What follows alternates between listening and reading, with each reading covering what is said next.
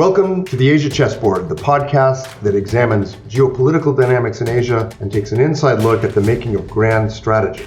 I'm Mike Green of the United States Studies Center in Sydney and the Center for Strategic and International Studies.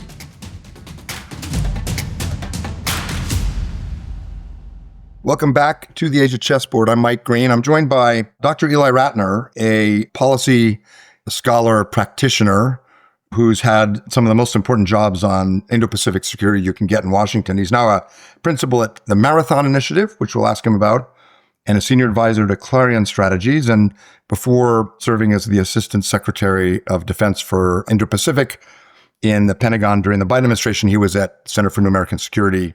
And Eli, a lot of questions for you. Really appreciate you coming on. Yeah, great to be here, Mike. So why don't we start with, I think a lot of listeners who follow security in the region will know the Marathon Initiative, but tell us a bit about it for those who might not. Sure. The Marathon Initiative is a 501c3 nonprofit think tank. Some folks sometimes ask me if we're a consulting firm or not. We're a think tank that was founded by Wes Mitchell and Bridge Colby, who were two alumni from the first Trump administration who saw the turn toward great power competition in U.S. foreign policy and wanted to establish a new think tank to really focus on strategy and thinking about the future of U.S. foreign policy in an environment of great power competition and the need to be really thinking through seriously strategy and trade-offs. And so that's who we are, but it is at its heart a small startup think tank. Well, for listeners who don't know the Marathon Initiative, it's generating some of the more important transformational thinking about strategic competition in the Indo-Pacific. So let's get at it. I want to ask you in a little bit about your foreign affairs piece, the case for an Indo-Pacific Pact. But first, you're out of government now a year. And it's sometimes, I found when I was in government, it's a little bit harder to understand the state of play when you're in the middle of it. You almost have too much information, too much intelligence. You're too focused on tactical negotiations about where bases go. And sometimes when you've been out for 6 months or a year, you get a much clearer picture. So let's start with that. You know, Marathon focuses on strategic competition. You focused on it in the Pentagon. What's your sort of 30,000-foot assessment of where we are with strategic competition with China? Where are we doing maybe better than people think? Where should we be really alarmed? Well, from a U.S. foreign policy perspective, I do think we are well behind the curve still, and that there remains a massive say-do gap between what our strategy documents say about this being the challenge of our time, what is often heard of as the one or the most significant bipartisan consensus on China in Washington being a willingness or a desire to compete with China, and then what the actual policy looks like. I think if you looked hard across the spectrum at what one would call our China policy, from defense to trade to technology to everything we're doing here at home, you would not find a strategy optimized for long-term great power competition that reflected the real urgency of the challenge. So I think we made a lot of progress over the last few years. I think Congress has done a few things that have been important, but by and large, I would describe where we are today. I think there has been maybe an intellectual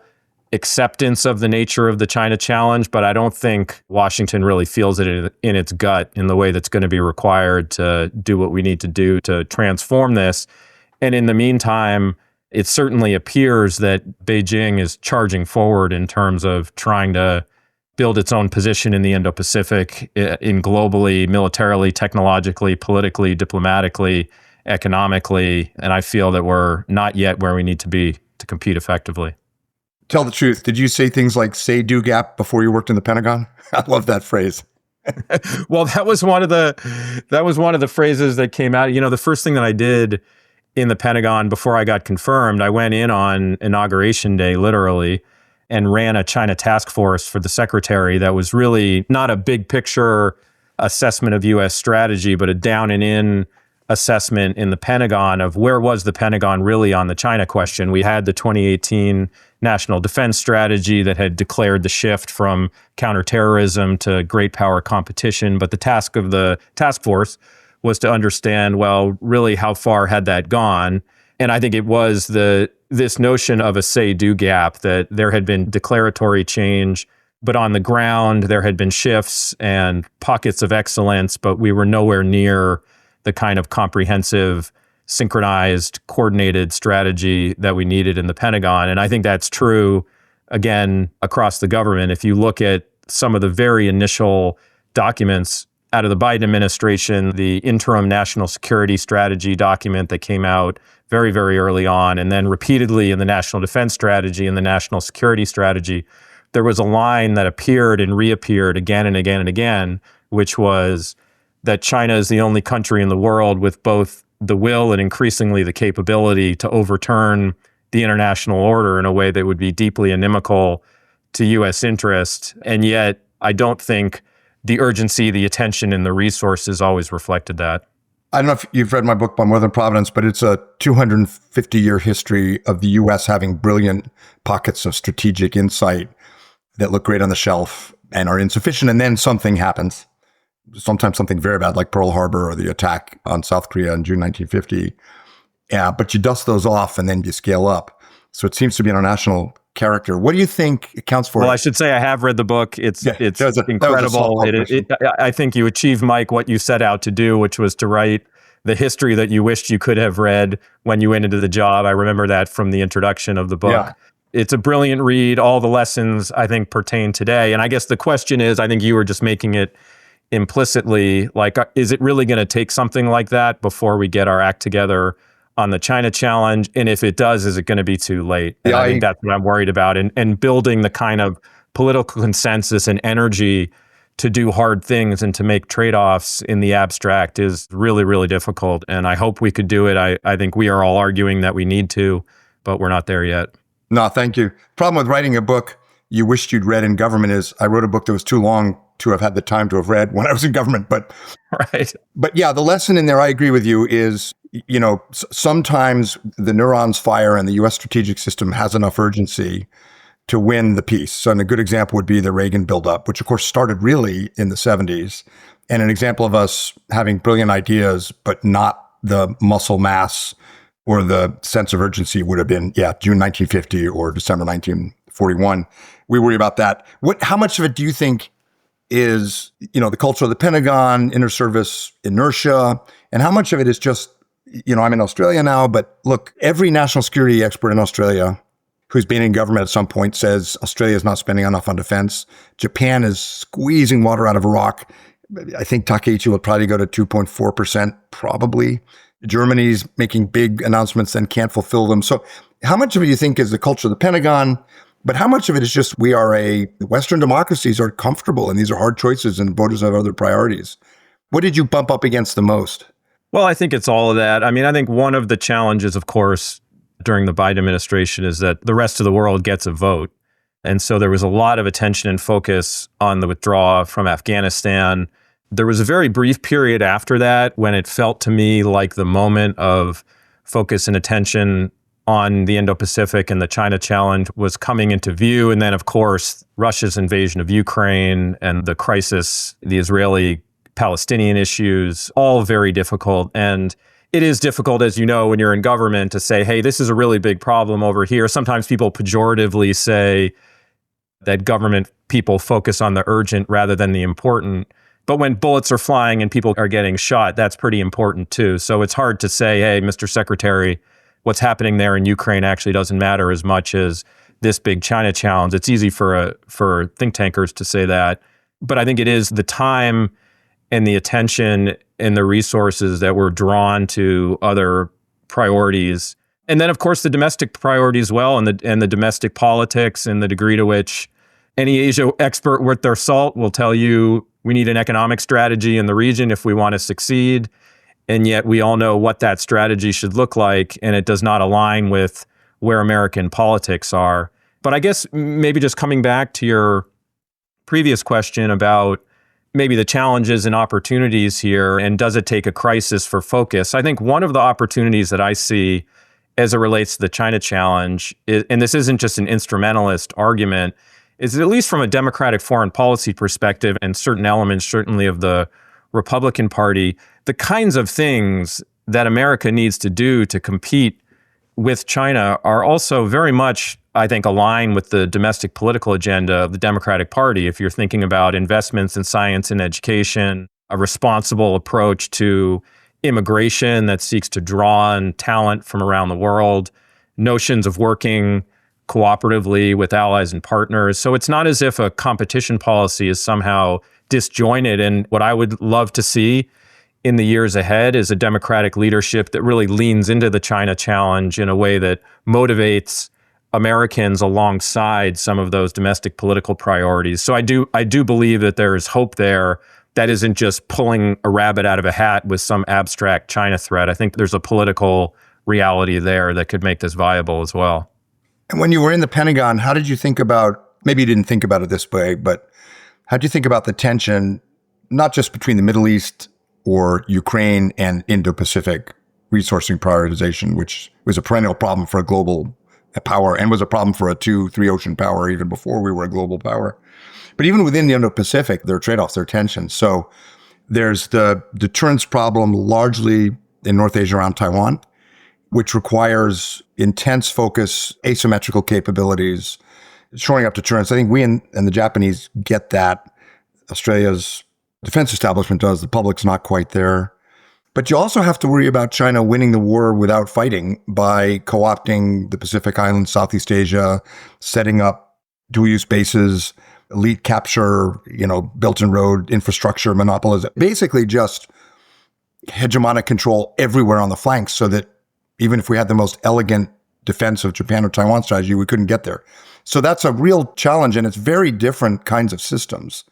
Presence, carriers, defense engagement, hypersonic submarines, strike, and deterrence. How did you think about that tension even within the region? Because I think you kind of have to do both. I worry a little bit that the Pentagon right now is over-focused on the kinetic deterrence piece and losing the bubble on that broader flank problem. But how did you think about it when you were in the Pentagon? How do you think about how we're doing now? Well, I think you're right that it's a yes and problem. And in many ways, the way to deal with a lot of those other issues is, it sounds a little trite, but it's through a whole of government strategy where you're bringing to bear development and economics and diplomacy. And the military contributions are often quite minimal from a resource perspective. For instance, in the Pacific Islands, to a degree in Southeast Asia, you can go a long way in terms of your security assistance that isn't necessarily a huge resource suck. I think it is more about strategy and attention and urgency than it is about real trade-offs. I think you can do both.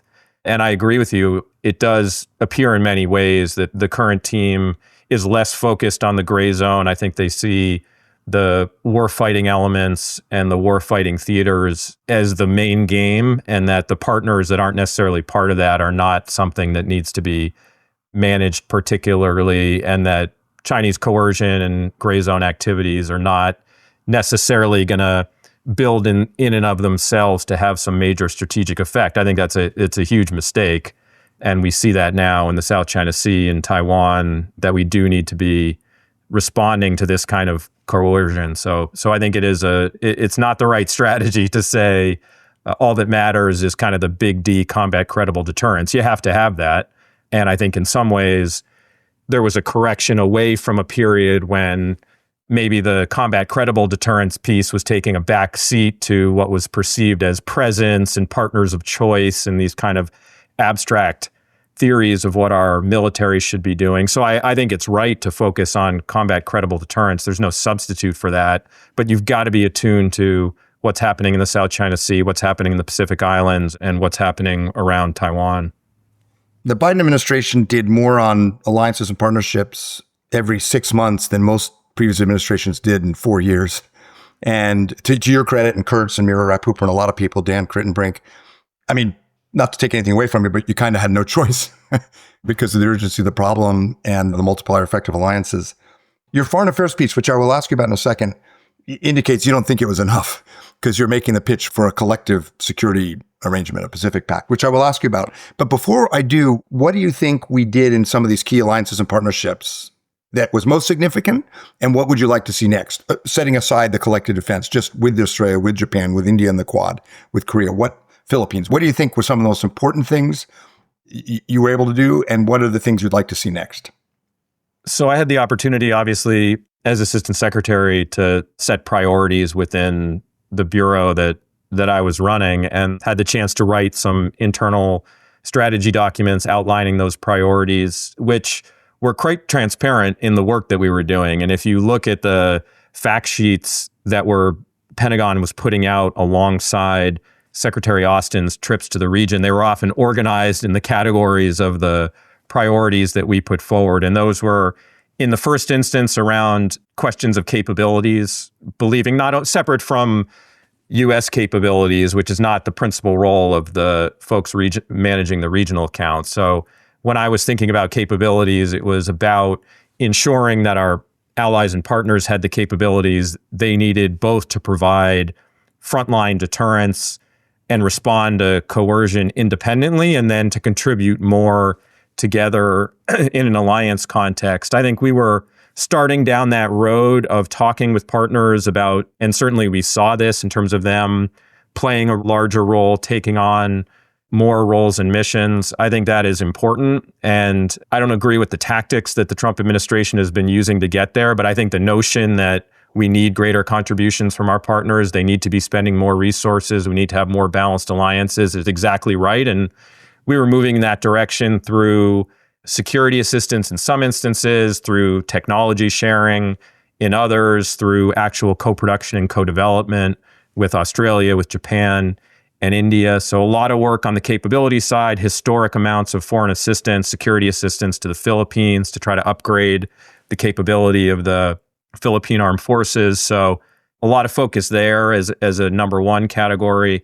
And then second, on force posture, I think just very important to be evolving our forward presence in the region from one that was highly concentrated in Northeast Asia to one that was much more mobile, distributed, resilient, and lethal. And so the work that we did, changing our posture in Japan, adding additional EDCA sites, access locations in the Philippines, obviously a huge amount of posture activity in Australia, Papua New Guinea, other efforts to try to do that around the region. I think we set at least the political foundation for that kind of more distributed force posture, which I think is one of the elements of long-term deterrence in the Indo-Pacific as being really significant. So those were top priorities. And then the third was on this notion of integrating our alliances more fully. And we can talk about the Pacific Defense Pact, but I think what we were doing was starting to leverage opportunities and bringing our alliances together in new ways that folks had always aspired towards, but the conditions hadn't been ripe for until the early 2020s. You were the Asia advisor for Vice President Biden, right, in the Obama administration. I was his deputy national security advisor, And deputy so I national certainly had the security opportunity to weigh in. There was an Asia advisor on the team, but had the opportunity to do a lot of Asia policy during the Biden administration toward the end of I should have known that because you very generously took me to the White House mess for lunch, and you wouldn't have had the badge to get in if you weren't the deputy. So apologies. Very nostalgic for me, by the way. Less Texas barbecue, I noticed, than when I was there. More Delaware crab or something. But, I look at something like Japan acquiring Tomahawks or getting U.S. support for hypersonic strike development, or Australia getting Virginia-class submarines under AUKUS. And I cannot imagine the Obama administration even entertaining those requests. How much of this was allies coming to the Pentagon and saying, we need to enhance our deterrence?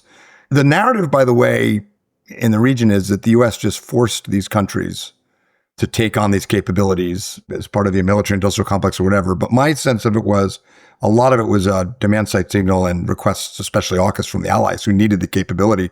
And the big change was that not just the Pentagon, the Congress, State Department was ready to deliver. Does that sound about right? Because you were there for AUKUS, you were there for the Tomahawk decision.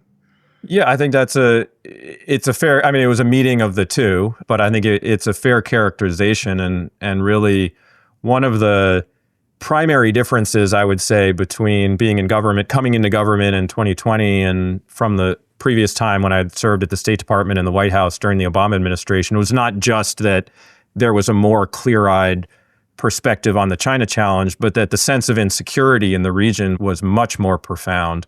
And that was because of course, the China threat and all of the increased coercion that had occurred over the previous years and was continuing to occur. I think also this obviously wasn't right at the beginning of the term, but Russia's invasion of Ukraine certainly raised a level of insecurity in the region about what was possible, and then continuing concerns about the enduring commitment of the United States. So yeah, I think you had all these things coming together, and the ways the partners were responding in different forums were, number one, by increasing their own defense spending, trying to strengthen themselves.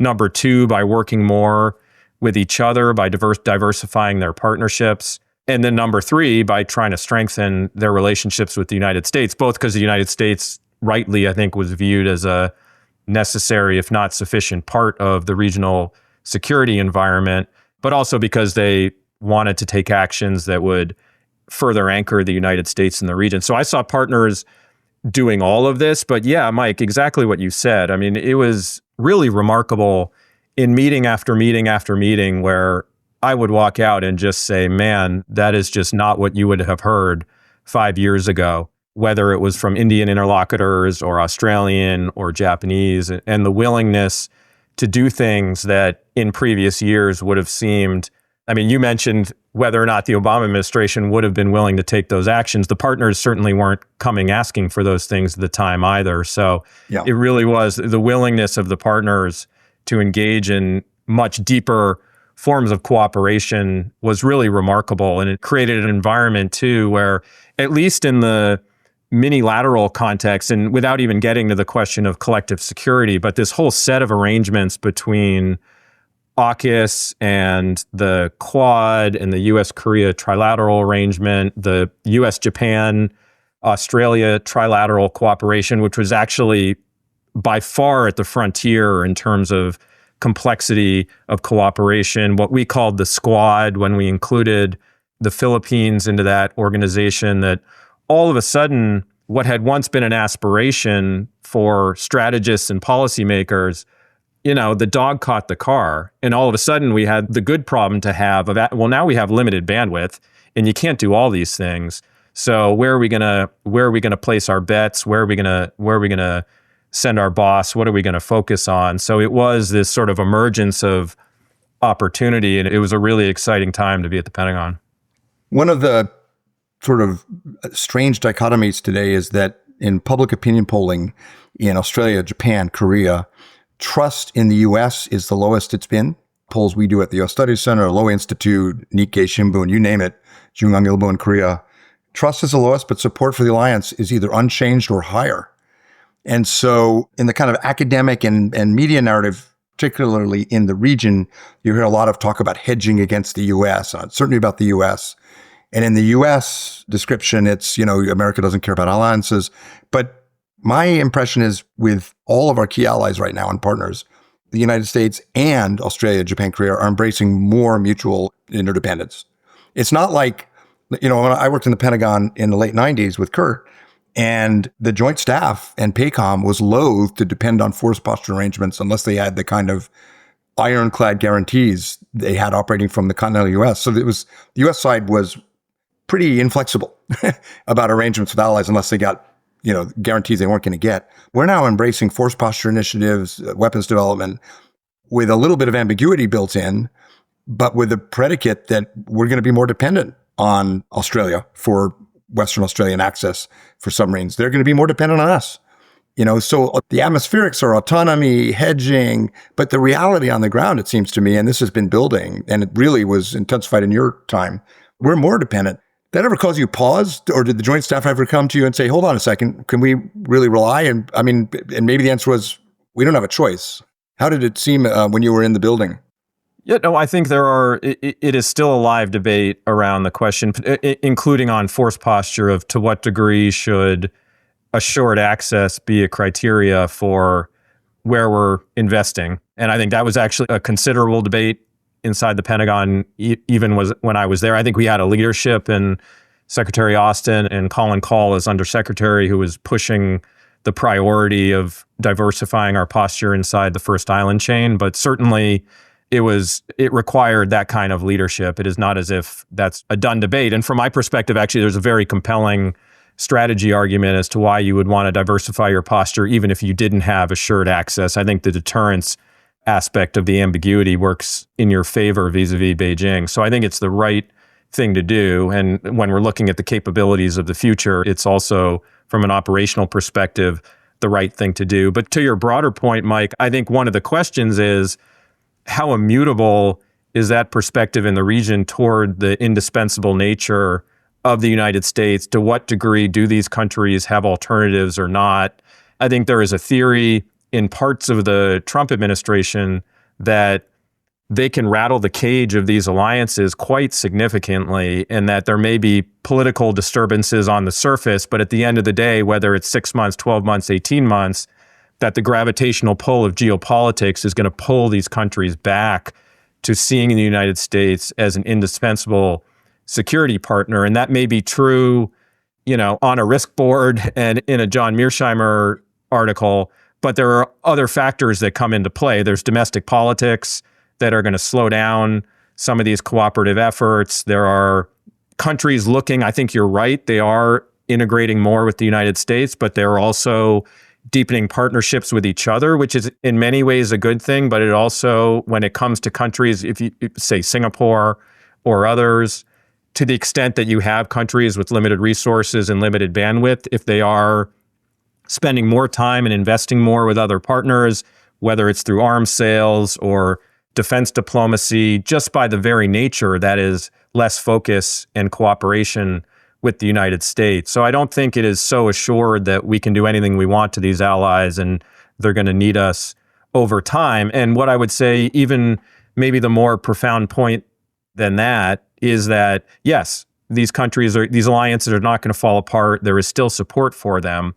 But to maintain security in the face of the growing threat from the PLA, business as usual is not going to work. We're not just going to be able to tread water. We are going to need innovation and entrepreneurship within our alliances over time, which is going to require defense leaders and politicians in all of these countries willing to make the argument that, no, we got to put a bunch of resources in this. We need to stick our neck out politically to cooperate with the United States. And that could potentially get more complicated. So I do think it's a question not of, hey, if you look at the alliances, are they falling apart? I think the question is, are they doing big strategic things with regularity that's keeping pace with the threat?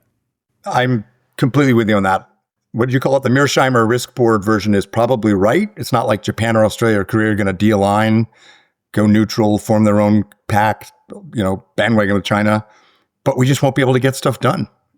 Exactly. So this my way or the highway approach is motivated by urgency, but undercuts the whole thing you're trying to do. So I'm with you on that. And just as another example there, and Mike, you're one of the world's experts on Japanese politics and their security policy. We are seeing them investing more in defense. I think there's an open question of, if we could get in a time machine and fast forward 5-10 years, obviously the question of to what degree were there major defense increases, assuming there were, to what degree did that result in more and deeper integration between the SDF and the U.S. military and the alliance? And to what degree did that feed greater forces of independence and autonomy in Japanese security policy? And that is something absolutely to be managed. So there's been a lot of attention to the question of what percentage of GDP is Japan spending on defense? But the question I have is, okay, what are they going to spend it on?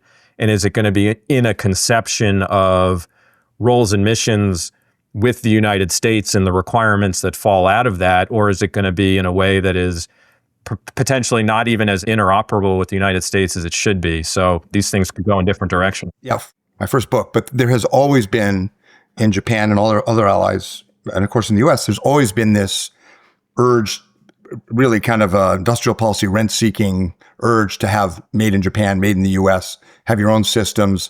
And when the tone in the relationship is bad and trust is bad, you fuel the forces in the system that say we need our own hedge, we need our own capabilities. And you probably don't get a kind of independent military that won't operate with us, but you waste a lot of effort and a lot of money on vanity projects that don't deliver deterrence. And that's happening right now in Japan. So you're right. Okay, we got to do Pacific Defense Pact. I'm sure you knew that John Foster Dulles wrote a very similar sounding article, 75 years ago? Before you went out. I quoted it in my piece, I believe. But he went out and you know the rest of the story. He went out, made the big pitch in Pacific and Foreign Affairs, went out and Victor Cha writes about this in his book, Power Game, went out and was told, the Koreans Chiang Kai-shek and Syngman Rhee loved it because they wanted a collective defense pact so that they could liberate the other half of their country from the Chinese communists and from Kim Il-sung with every Australian, Japanese, and American soldier they could get. And so the rest of us didn't want to be entrapped, especially the Japanese. So it didn't work. So it was a great idea. 75 years later, well, first of all, what's the case for it briefly? I mean, it is the optimal deterrence. It's collective defense. And you can tell us why briefly, but it is where we want to be. And we'll get to why it's hard in a second. But what's the case for people who haven't thought about it? Well, I think, as you said, Mike, again, from my perspective, the dominant security challenge in the Indo-Pacific, I don't think this is a controversial statement, is how do we deter Chinese aggression? And how do we prevent a world in which there's a catastrophic conflict in the Indo-Pacific that has consequences that are unimaginable in terms of economically and from a human life perspective? So the deterrence mission is the principal mission. And it is my belief that long-term deterrence in the Indo-Pacific is going to require more than just a more powerful United States or an enhancement of our current hub and spoke model of these individual alliances, and that we are going to need to bring the collective capability of our partners together such that the perspective in Beijing is that if they decide to initiate a conflict, they're potentially going to war with some of the major economies and democracies in the region, and they won't be able to just siphon off and isolate one particular partner. From everything that I saw, I think that would be, among other activities, an incredibly powerful deterrent. So I think that's the task, and I think a collective defense pact is the way to get there. And even though we have been doing more and more with our partners in these kind of mini-lateral arrangements, as I wrote in the piece, I think the incredible, historic, unprecedented progress that we made during the Biden administration really should be viewed as an evolutionary period, as a transition, and not as a preferred end state. Because as important as all of these things are, they simply are not formal enough to be driving, no kidding, combat credible deterrence. That they have a really important diplomatic element to them. In certain areas, there is maturing defense integration. But I also think maybe there's an overestimation from outside observers who maybe are just reading the New York Times that if there's a crisis or contingency, that all of America's allies in the Indo-Pacific are ready to operate together in a high-end capacity. We're just not there yet. And so there's a lot of work we need to do to have deeper integration on command and control and planning and information sharing, understanding of roles and missions. If it were possible for that to happen without some kind of formal arrangement, I'd be all for that, but I just don't think that's the case from what I saw. That what I saw was important, but it was too ad hoc, it was too informal, and I think you do need an institution to drive the pace and depth of integration that we're really talking about here. So I think it is an imperative for deterrence, and then we can get into where the interesting regional and geopolitical questions are, which is, why are the conditions better now than they have ever been before? And that's really because, as we were talking about earlier in the conversation, the partners are in fact investing more in themselves. I think among the partners that I would argue should be part of the initial effort, the United States, Japan, the Philippines, and Australia, there has been, over the last several years, an incredible alignment, at least among defense and national security establishments, about the nature of the China threat as the dominant military threat these countries are facing. They are all, in their own way, including in the United States, refining their national defense strategies and their investments in response to threats from China. So there is an alignment among these partners, allies, in a way that I think has not been the case in the past and has been the recipe for a lack of coordination. And then just on top of that, there has already been really deep integration between these partners in a way that we've never seen before. So I think the operational military requirements for this are very clear, very necessary, and that the political and diplomatic conditions were more viable than ever. But no question, it would still be a heavy lift. In the history that we were discussing earlier, when the crisis happens, people pull ideas off the shelf. And the more developed they are, the more prepared you are. So I'm glad you put it out there, and I hope people keep developing it. And I'm going to write more on it myself, in fact. But I guess, Mike, that's true. And I think that speaks to a couple things. I mean, one is that the things that need to be put in place for actual operational coordination are not something that are going to be easily. No. I mean, the idea can be pulled off the shelf, but you can't create mechanisms for data sharing overnight or the kind of plans you would want to have overnight. So there is, I think the part of the argument here is that what we need to do is start engaging in this kind of deepening of coordination such that when the diplomatic stars align, we'll be able to do it. But it is incumbent upon defense establishments to be taking these steps and to always have in mind whether we're doing, for instance, the BIAC arrangement in Japan, which is a maritime domain awareness intelligence collection effort, or the new upgrade of the U.S. Forces Japan effort to try to make it an operational command, or new command and control elements within the Philippines, or the kind of activities we're doing in Australia.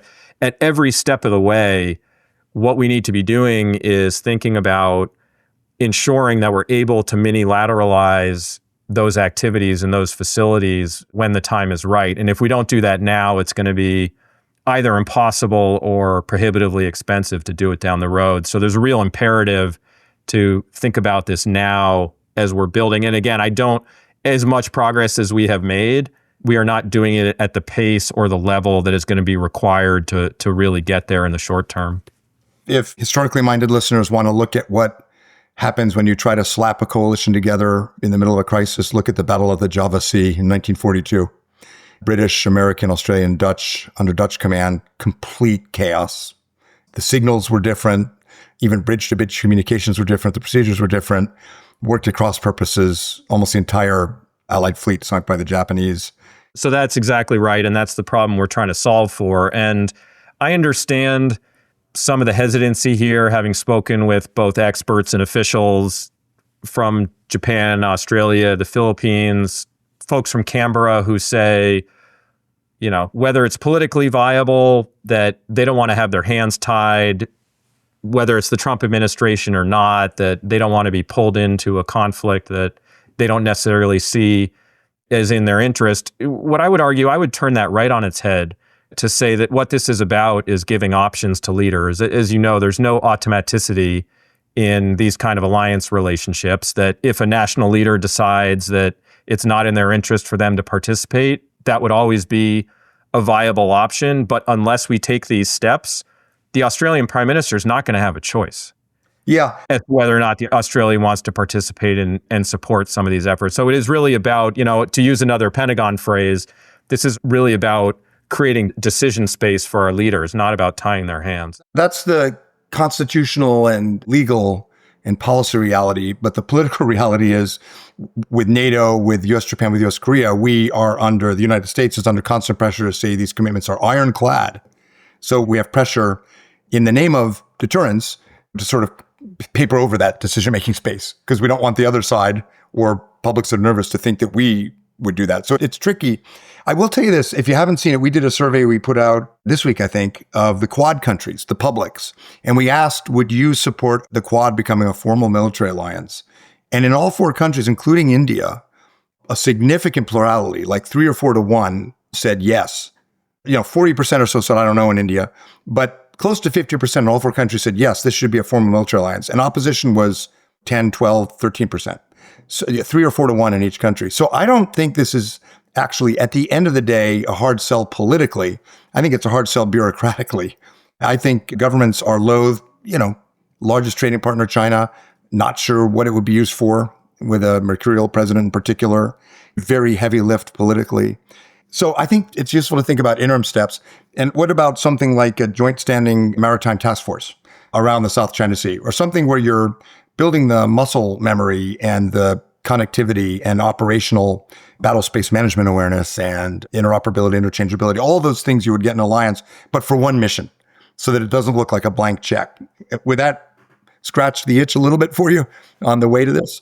Yeah, I think whatever we can do to build the foundations for this, and even under the best circumstance, to establish an institution like this is going to take time. So it is incumbent upon defense establishments to do these kinds of things. And again, even if the Trump administration were keen to do this, it may take many years to negotiate some of the details on this. But yeah, I think that's what you described, Mike, would be a step in the right direction. I think some of the things we're already doing are for precisely this purpose, such that we can operate more together if we want to. But some kind of formal initiative with a real clear objective that's going to drive faster integration and faster change is exactly what we need. So I think what you're describing in the absence of going all the way right now makes a lot of sense to me.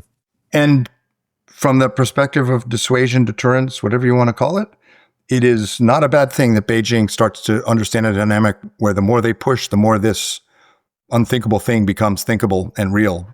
Because that is the ultimate consequence for Beijing, is a counterbalancing strategy that they cause. And that, in the 90s, as you know, in early 2000s, Chinese strategic thinkers worried about a lot. My sense is now it's just a talking point. Well, they would do that. They're out to contain us. But I think at some level, you start to break through when it's obvious that these maritime powers are, in sorrow rather than anger, prepared to move to collective defense if Beijing continues this way. I think there's diplomatic utility in that too. Yeah, there is. And the way that you're going to, as the PLA gets stronger, the way that you're going to prove that over time is through your actual cooperative activities and military integration, not just through great photo ops out at Indo-PACOM, though those are important too. So I think really ensuring that as we are engaging in all of these defense arrangements in the region, whether it's AUKUS or the US, Japan, Korea trilateral, or pick your formation, that we aren't just doing it for diplomatic purposes. I think some of those maybe we are, but at the end of the day, we have to have a mechanism here that's focused on combat credible deterrence. And that's really at the root what I was writing about here. Thank you, Ely. It sounds like you have a pretty full agenda for the Marathon Initiative. I assume you're going to be fleshing a lot of this out, and we'll be able to see some more thinking on this? Yeah, we are doing work on this question of the future of U.S. alliances, how we think about what we're describing as the new reciprocity, what the new bargain looks like. And as we see partners, you mentioned Wes Mitchell, who's the other principal here, co-founder with Bridge Colby of the Marathon Initiative. He got his PhD in Germany, Europeanist by training, doing a lot of work on Asia now as well. But he's been watching very closely the rearmament in Germany, and I think looking at allies like Germany and Japan who are potentially making really significant investments. In some ways, it's a little bit like the mini-lateralism problem or opportunity, where it's something that people have been hoping for a long time. It's starting to happen, and now we really have to think about how to shape it and ensure that the consequences and implications are on the upside for us strategically, because it's not a foregone conclusion. So we are doing work in that area for sure. Good. I think people will want to look for that. Thank you, Ely. All right. Thanks so much, Mike. For more on strategy and the Asia program's work, visit the CSIS website at csis.org and click on the Asia program page. And for more on the U.S. Studies Center in Sydney, please visit ussc.edu.au.